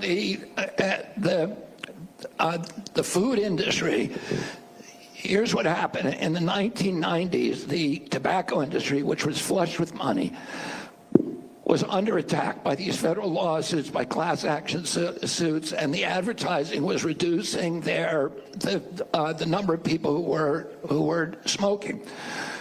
The tobacco industry switched strategies, and they began buying up all the food companies. And they, by 1990, the 2 biggest food companies in the country were Philip Morris and R.J. Reynolds, 2 tobacco companies. And they took thousands of scientists. Yes, I did see it. From the tobacco industry who were trained to make tobacco more addictive. They switched into the food industry, and they learn ways to create chemicals to put in our foods, like MSG and others, that make them literally addictive and make them so that they don't satisfy your appetite, but they're constantly addictive, and they're poison. These were chemicals that did not occur in nature, that the human body did not evolve to handle, and they started mass poisoning the American public. And all of these diseases started then. Those companies own and dominate FDA, and the USDA is owned I gotta go have a bowl of Frosted Flakes. I'll be right back. Which is now at war to destroy small farmers in this country and to give us poison food. Almost all 90% of the subsidies go for corn, soy, and seed oils and wheat, and those are the feedstocks for this industry. They make the price of processed food very, very low because it's all heavily subsidized. They're then sent to the poor neighborhoods, which can only eat low-cost food, and they're sent to the food stamp program and to the school lunch program. So it's a corrupt system. We need to end the corruption. 50% of FDA's budget comes not from the taxpayer, but from the pharmaceutical industry. And USDA is completely dominated by big ag, by these giant companies. So it's all about corruption ultimately. And by the way, these industries have not just corrupted these agencies. They've corrupted all the medical schools through these same payments. They've corrupted the NGOs, like the American Diabetes Association receives the bulk of its money from these big food manufacturers and from Coca-Cola. Coca-Cola donates millions of dollars to the NAACP. Hey, Bill, here's what's great. You don't need to stay here and watch. Go do something else. Like me, say, let's get the sodas. 10% of food stamps are used for sugar drinks, for Coca-Cola and other drinks. This is crazy. Should not happen. And the food industry fights this by paying the NAACP to say, if you criticize Coca-Cola in the school lunch program, in the SNAP program, you are racist. So it is sheer corruption. It is, and it's happening at every level with every institution of our democracy. Let me ask you this, because in Michigan this time of the year, we are very blessed. And everybody here knows we're blessed because it's that time of the year when you can drive down the road and you'll see a farm stand with acorn squash and corn and real food grown by real farmers on the side of the road, and you can do well. But the American farmer is up against it. You're talking about it. It's controlled, it's political. The big corporations are trying to destroy the family farm. The family farm where you still get real meat, real produce, real fruits and vegetables. How do we save the American farm in America? 90% of farm subsidies, like crop insurance and others, go to these big GMO crops and monoculture crops. Only about 2 to 3% go to vegetables. So we give 8 times the amount of money to subsidize tobacco as we do to do all fruits and vegetables in this country. We have our priorities messed up. You think? And it's about corruption. So the kids shouldn't be eating grains. They shouldn't be eating grains, and they shouldn't. All right, we'll go back to a little bit more of that. If you value your safety, don't come here. It's not worth it. It's not. Our town is suffering because of this influx. This person has worked for the Springfield City School District for half a decade. We offered to do the interview anonymously because the district sent a memo forbidding staff members from speaking to the media. So you've really seen the difference between, 2021, 2022, and with the influx of Haitians. So what was some of the first things you've noticed when it came to, in your area? They don't really understand our language. And you would think with them coming to America, they would at least know a little bit, enough to get by. They don't understand it at all. Between 2019 and 2023, the number of students who don't speak English in the district rose 350%. It puts a strain on everybody in the district. But the major concern is how difficult it's become to safely transport students to and from school. We want to safely get your kids home. We want to safely get your kids to school. We want to give you that peace of mind with our safety.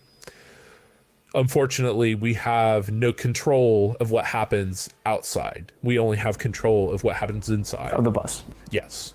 I'm talking about like aides actually crossing the road with the little ones, making sure that people see them, because people do run our reds. It's not just Haitians doing it. It's Springfield people too.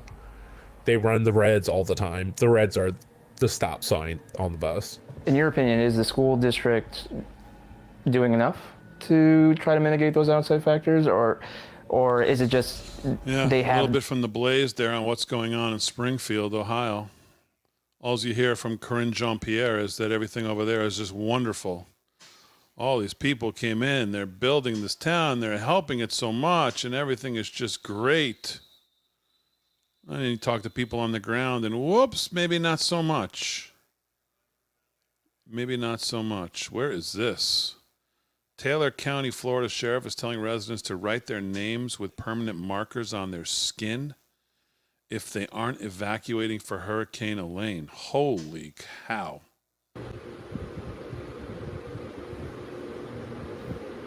Write your name on your skin in marker if you're not listening to directions. In other words, we expect you to be dead and we need to find out who you are.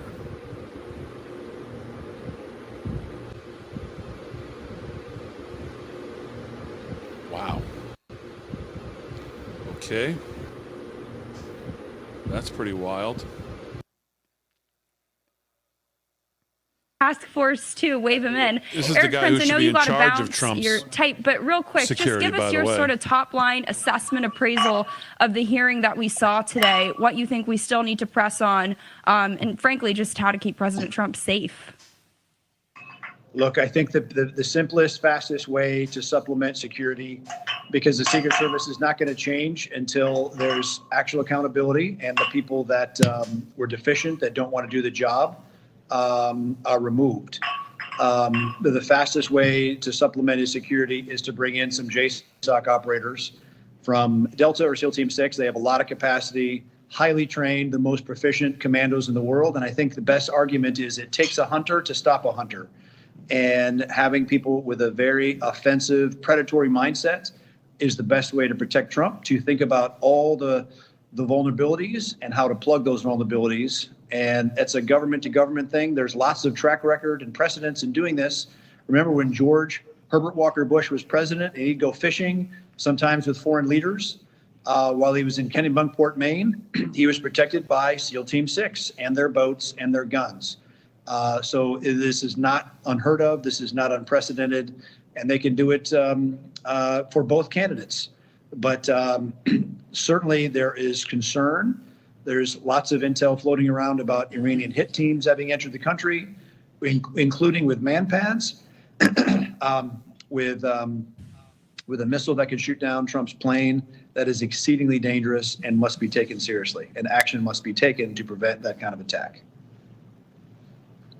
Eric, we know you've got to bounce. We'll have you back on next week to keep drilling down. In the meantime, if people want to follow you, where can they go to do that? That's all the confirmation you needed that this reporting that Lara Logan and others are doing is most likely real. Eric Prince just talked about it, or talked about it today. And if it comes from him, you can pretty much, it's certainly not a conspiracy theory. So there's probably a lot of intel out there that could absolutely be real. So if he's talking about it, I would take it seriously for sure.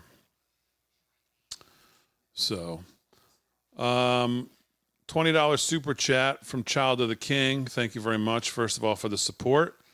Damon, you should see this from chat. Sergeant RB, we are glad you're doing this for us, Big D. We know you could be with your family, yet you're here entertaining us. Well, I don't know if I'm entertaining you, but this is our third stream of the day. But thank you very much. I appreciate that, and I enjoy being here with you. So,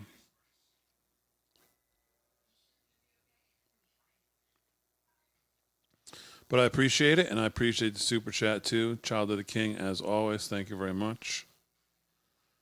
All the super chats tonight, whoever they were, I think I've gotten all of them. I hope I haven't missed any. But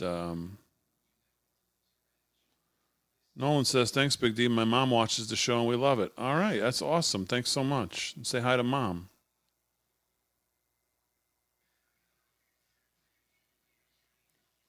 Partners in Hotels, great show tonight. Thank you. Thank you, thank you.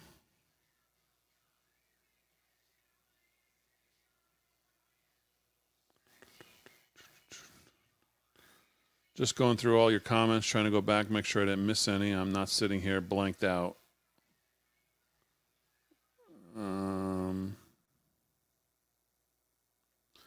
Good Steve Bannon replacement. You mean Natalie? Yeah, she's done a great job. So has Dave Bratt. I love Dave Bratt. Dave Bratt is fantastic. I think I'm actually going to take my son down to go see Liberty and see Dave Bratt in the not too distant future.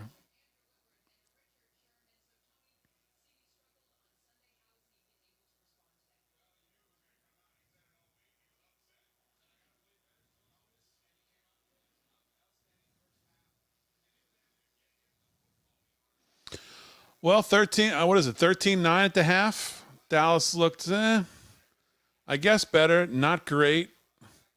I mean, I don't know what it is to only give up 9 points to the Giants offense. I don't think that's really saying much. I wonder how Slick's feeling about this game right now. I would say he's pretty uneasy. 13-9. I don't know what the line in this game was. What was the line in this game tonight? Let's see. The line in this game was Dallas -5.5. Second half line, Dallas -0.5. Oh, that's not good. What are they up? 14-9. Oh, yeah, okay, 14-9. So they're up 5.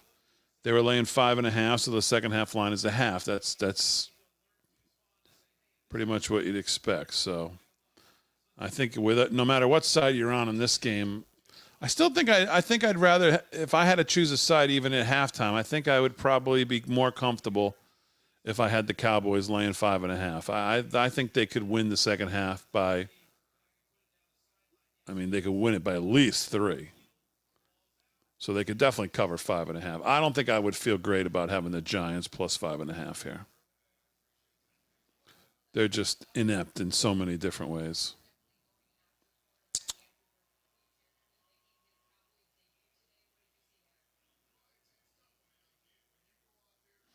All right, let me try to catch up on your comments here. Christy, I believe it's November 1st. About 33 days or so until he's out, if there's not like an early release.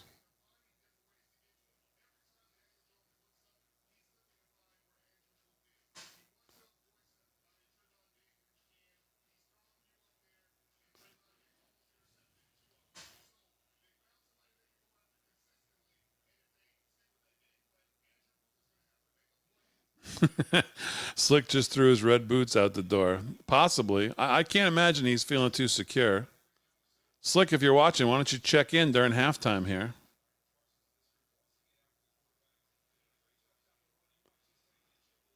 Damon, I don't like Thursday games, especially in the division, and the quality of play is so disappointing. I think that's a fair statement. Quality of play tonight has been disappointing for sure. Both of these teams are disappointing. And I think you're right. There is a trend there. Most of those single night games, I guess Mondays, you get once in a while you get a good Monday night, but the Thursdays have been duds. They really have. The lineups have not been good. So let me see if the Slickster wants to jump on for a halftime report.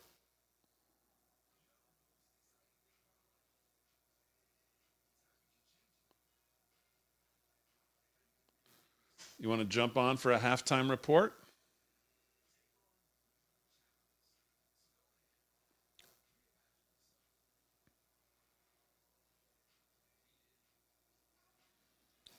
Tom, thanks. I'm doing good. I hope you're doing well as well.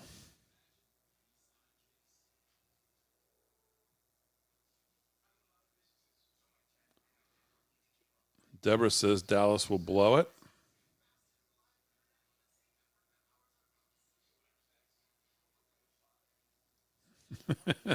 Sergeant R. Slick is probably throwing foam bricks at his TV.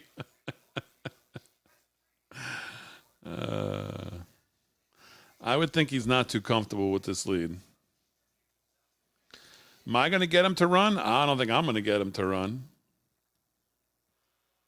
That's up to him if he wants to run.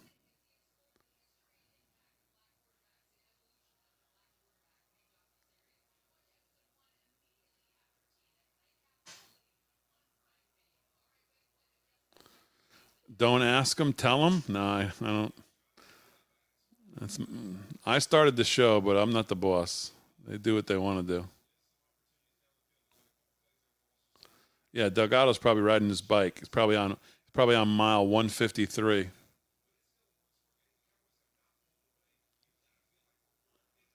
Damon, are you leaving the birth certificate controversy on Candace show? Well, maybe I should know. I probably should know what you're talking about, but I don't. I don't watch Candace Owens, if that's who you're speaking of here. I don't really know what she's doing. Oh, Diana says, Damon, here's my opinion. The boys are all hanging at Slick's place drinking beer and behaving like a bunch of teenagers. Ooh, I didn't think about that. Maybe that's why none of them joined me tonight. They all have the link to join the stream, and none of them have chosen to. I just hope all you people remember this Friday night in the chat, who your favorite is.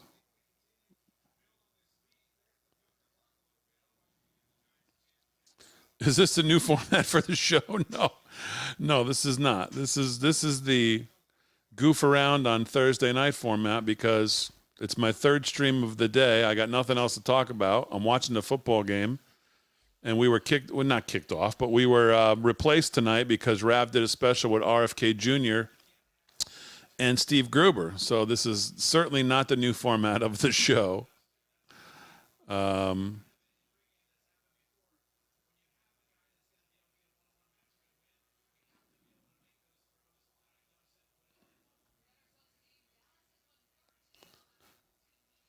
I think we lost the audio here on the Steve Gruber deal. Oh, there we go.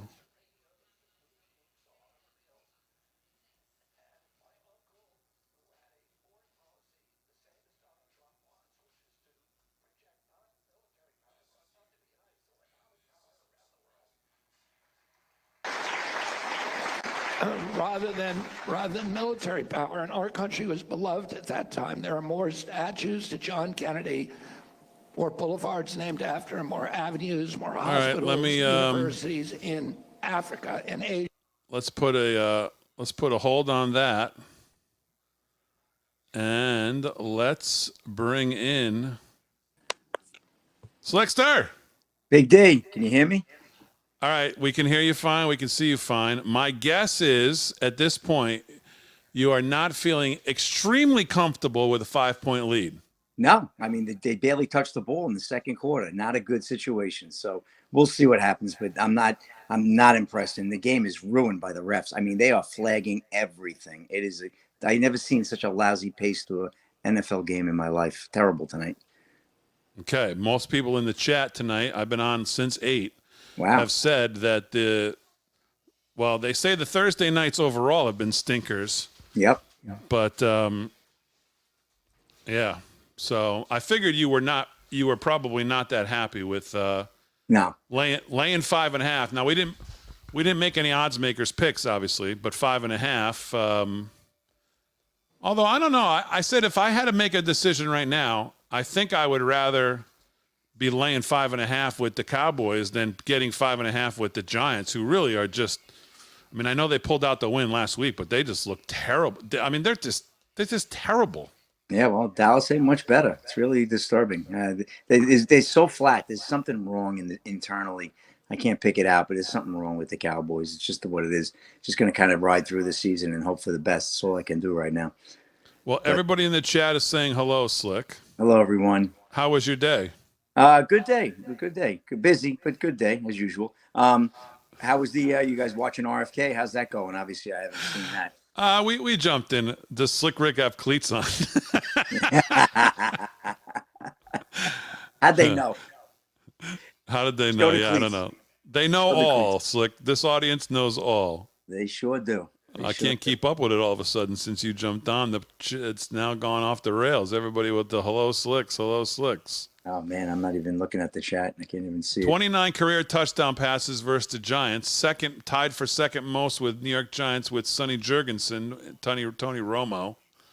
Yeah, well, Dak has the most passing yards in the league right now. I mean, he's having a pretty good season, but everything else around the team is not doing well.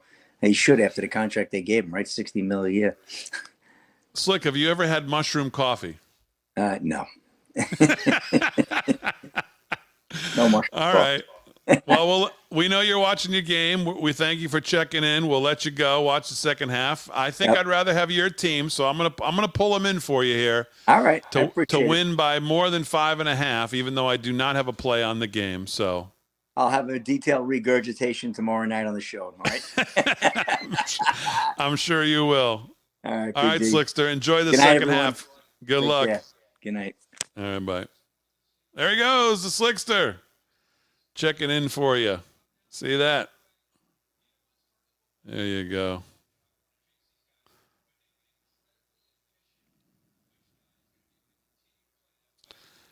Damon, I once told you before you're my favorite. You always will be, but I guess I'm a little biased considering you have my first name. That's right, and it's spelled the same. It's spelled the same. First of all, thank you very much. Oh, I thought they fumbled on the kickoff. No. Yeah, it is spelled the same. A lot of people want to put the I in there, but I do not have an I, and neither do you. It is spelled the same. That's exactly right. So I appreciate the comment, though. Let's see. I guess we'll wrap it up. I'm just going to watch the rest of the game here.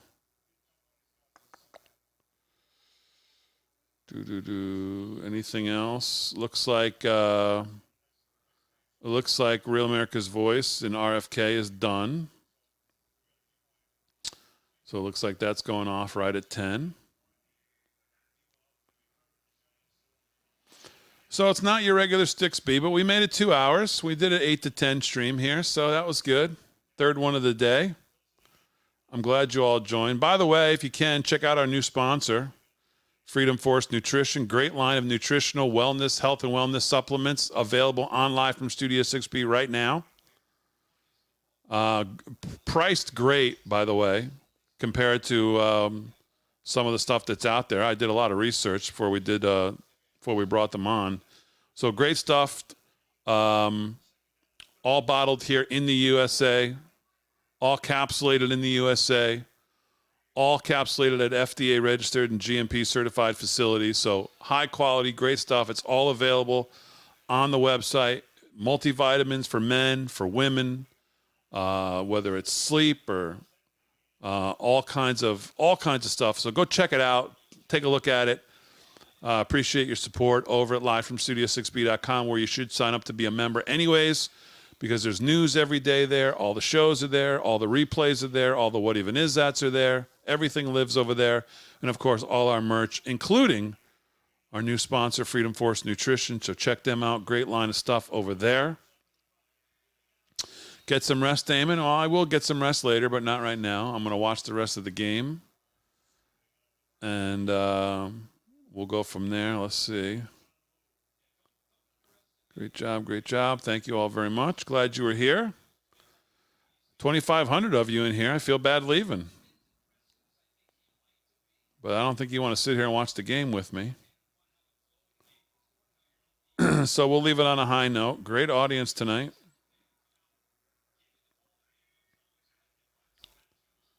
Thanks to Slickster for jumping in. So, well, we'll see what happens in the next 11 hours. I don't know if I'll be back with you at 9 a.m. like I normally are. If there's something to talk about, I will be.